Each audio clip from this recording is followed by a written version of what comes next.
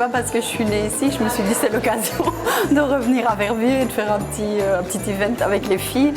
Mais c'est parce que je suis revenue dernièrement pour tout à fait un autre événement et j'ai découvert en fait l'atelier et je me suis dit tiens c'est l'occasion, c'est chouette, très belles infrastructures, de faire découvrir justement les infrastructures, d'organiser un team building où on a une activité fun avec du chocolat parce que toutes les filles adorent le chocolat et faire une partie un peu plus, je dirais, team coaching où là on a vraiment parlé dans un premier temps du passé, de voir ce qui a bien fonctionné, pas bien fonctionné. Puis comme je suis la nouvelle capitaine et Laurence est la nouvelle directrice technique, c'est l'occasion aussi de voir qu'est-ce que les joueuses attendent de nous.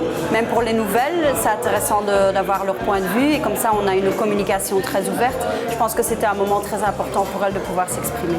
C'est l'occasion d'expliquer un petit peu voilà, comment est-ce que moi je vois la Fed Cup, comment je l'ai vécu quand j'étais joueuse, même chose avec Laurence.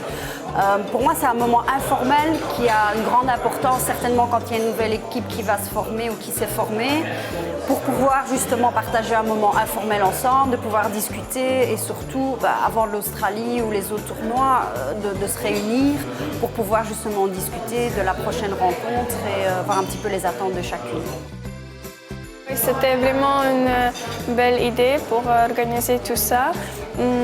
Et en fait, je connais tous les filles, mais on a passé vraiment un bon temps et j'espère et je crois que ça sera nous aider pour être plus comme une grande équipe. Alors justement, la Fed Cup, c'est un rêve de petite fille de jouer dans une équipe nationale? Ouais, c'est vraiment un rêve pour moi. C'est super important de se retrouver toutes avant de recommencer la saison. On n'a vraiment pas l'occasion de se retrouver toutes en équipe, hormis pendant la Fed Cup. Donc c'est super important qu'on crée une bonne ambiance parce que c'est souvent très solitaire quand on est un tournoi. On n'a pas l'occasion de se côtoyer énormément. Donc c'est vraiment super important de créer un team spirit tous ensemble pour pouvoir être encore plus performants pendant les rencontres. En étant capitaine de Fed Cup, on peut ne pas pratiquer la langue de bois? Absolument, je pense que c'était une chose aussi dont on a parlé ce matin, c'est d'avoir une communication ouverte. C'est pas du copinage qu'on va faire, mais d'un autre côté, pour moi c'est super important qu'elles communiquent comment elles sentent les choses.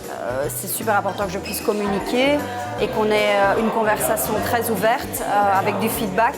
Et je crois qu'on est tout à fait sur la même longueur d'onde. Pas trop copine, mais pas non plus dictatrice. J'ai l'impression de me trouver vraiment entre les deux. Je pense que c'est ce qu'elles attendent de moi aussi. C'est pas qu'on devienne les meilleures amies du monde, mais qu'elles puissent se confier quand elles en ont besoin, qu'elles se sentent écoutées, qu'elles sentent aussi quand on leur demande quelque chose, que ce soit réalisé, mais c'est pareil de l'autre côté. Donc je crois que personnellement, ma personnalité est tout à fait dans les cordes et dans les attentes des joueuses, donc c'est très bien. Je les connaissais depuis cette année, alors c'est pas beaucoup de temps que j'ai passé avec elles, mais je veux dire un grand merci à elle pour m'inviter à cette équipe.